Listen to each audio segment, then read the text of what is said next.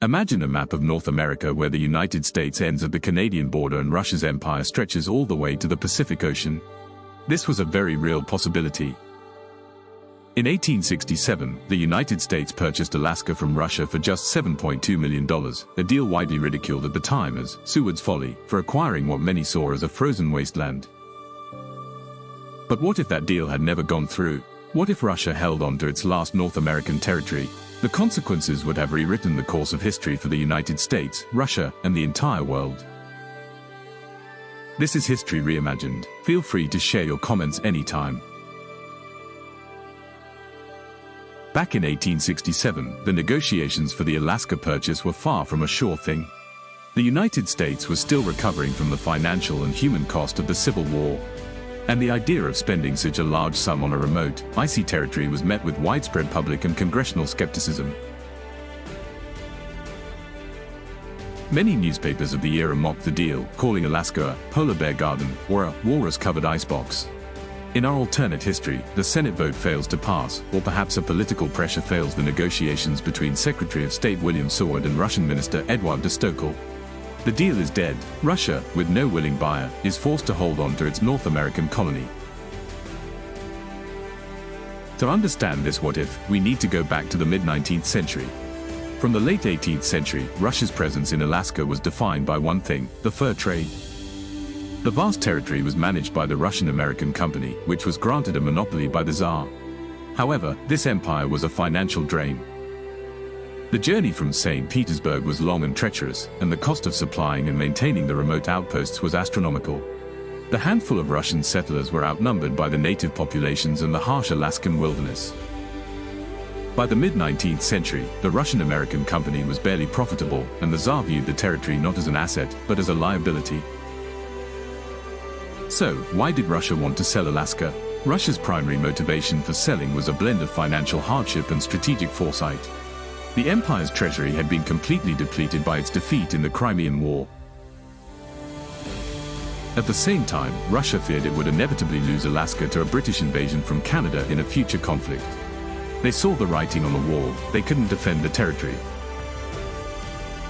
Selling to a friendly, growing power like the United States seemed like the most logical and dignified way to divest themselves of a burdensome asset and prevent it from falling into the hands of their primary rival, Great Britain.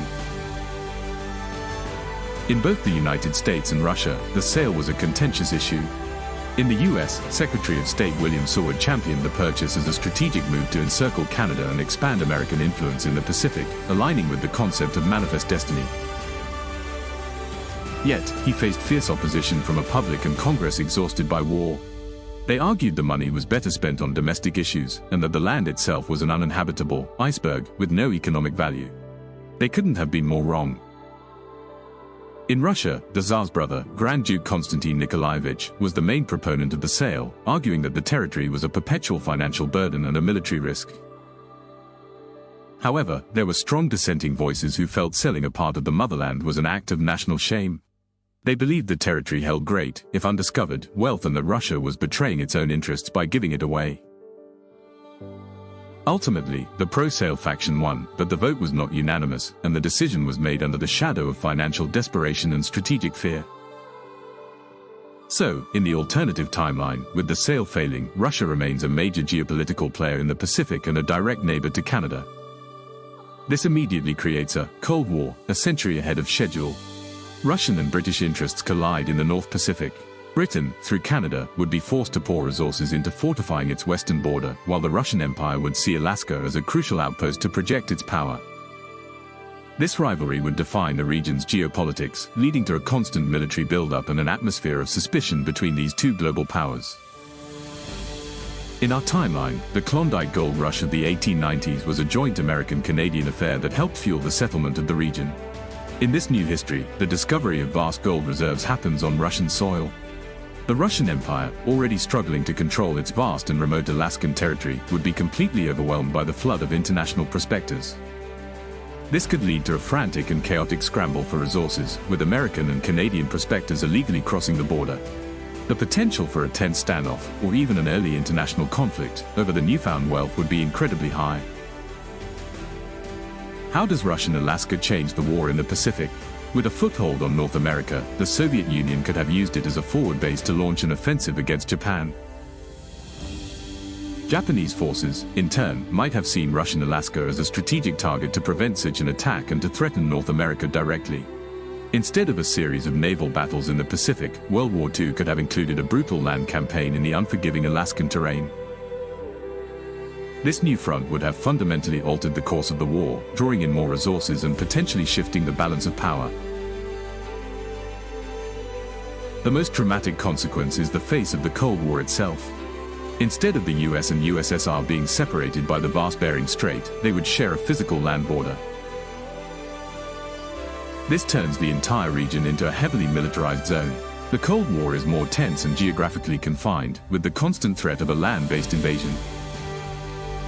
Russian Alaska would be a major military outpost, and the Bering Strait would be a hotbed of spy activity and naval maneuvers. For decades, both superpowers would stare across a land border, the constant presence of their rival creating a permanent state of high alert. In summary, the non-sale of Alaska would have created a vastly different North America, one defined by the constant presence of a rival superpower on its border. The "what if" shows how a seemingly minor diplomatic decision could have altered the entire geopolitical landscape for more than a century, creating an earlier Cold War and changing the nature of future conflicts. The United States would have been a different nation, less confident in its manifest destiny and more focused on guarding its northern flank. So, how would the non-sale of Alaska have affected American manifest destiny in its role as a dominant Pacific power? What would the cultural identity of a Russian Alaska be like today, a mix of Russian, native, and American influences? How would the presence of a Russian neighbor have changed the American psyche and military spending throughout the 20th century? Feel free to add your comments after the video.